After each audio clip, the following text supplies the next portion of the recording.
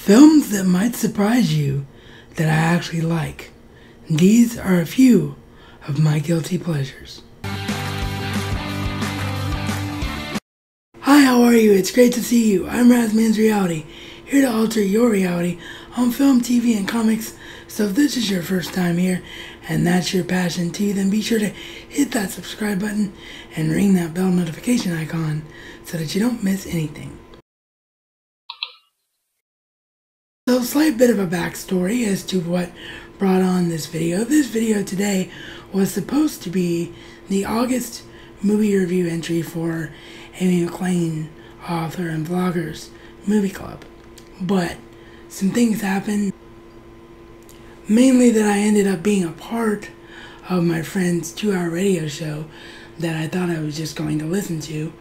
And by the time that was done, it is now around 4:30 p.m. Eastern when I'm able to get around to filming today.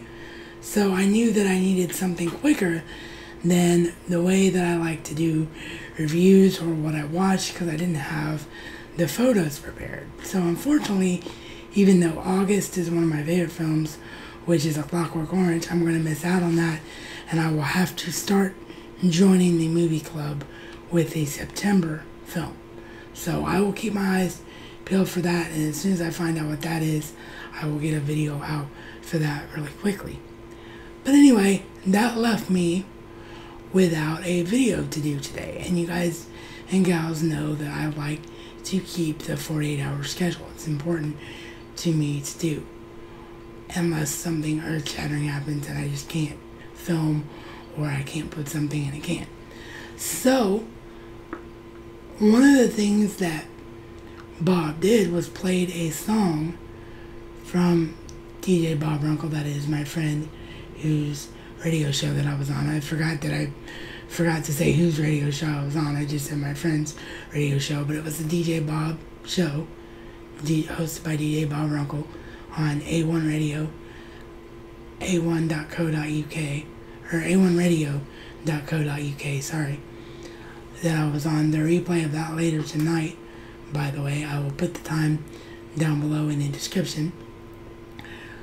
But one of the things he did today was play a song from a film based on a TV show that we both love, and mentioned that it was a guilty pleasure of his and he didn't care because it was a Disney show and he was throwing it out there because he liked the song.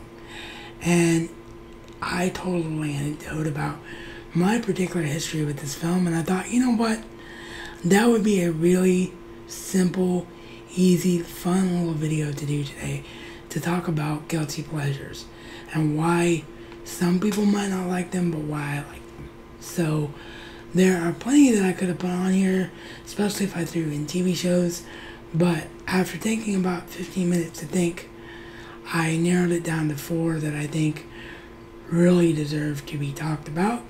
So of course I'm going to start with what stirred the whole conversation on the DJ Bob show and share that little anecdote with you, and that is the Lizzie McGuire movie. I'm a 90s kid, as you all know, because of my love for Alex Mack and doing that whole series breakdown for you. And I loved this show in the 90s. I thought it was one of the most unique things ever done, and I still do.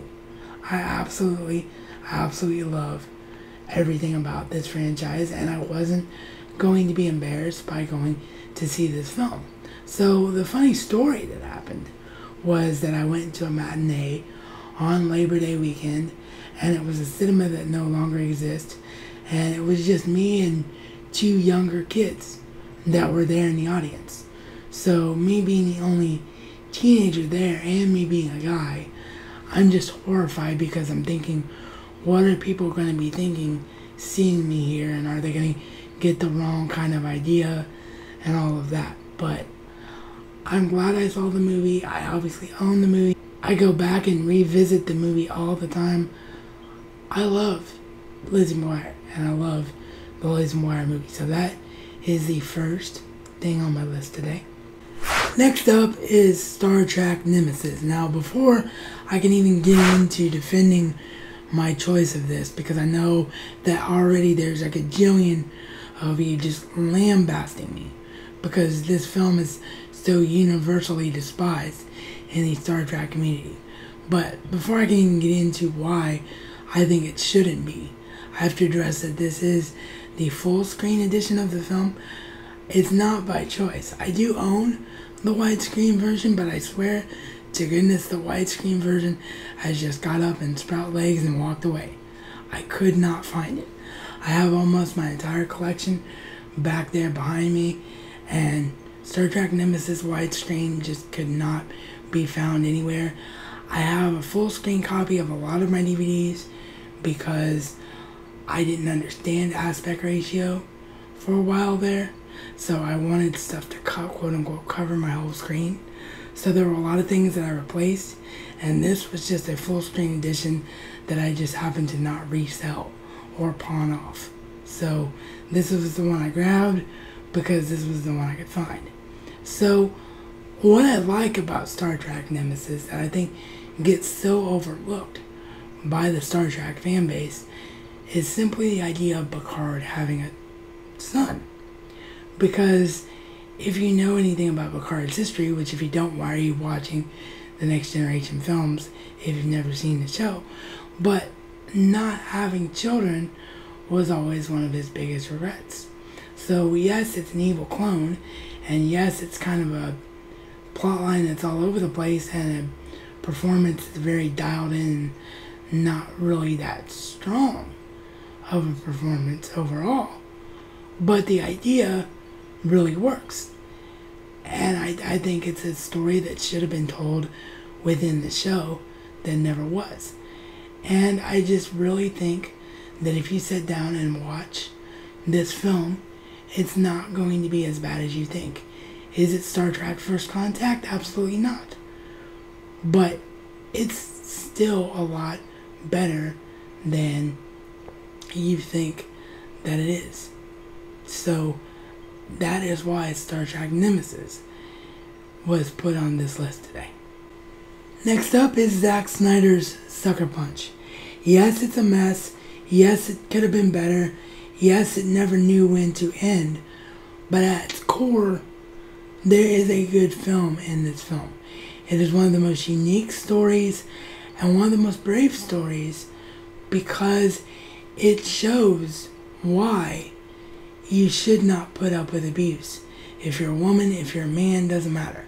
It shows why you should not put up with abuse. And it's a story at its core about overcoming that abuse. So if you've never seen this, because you've heard all the critics lambast this, watch the extended cut of this because there is a good film.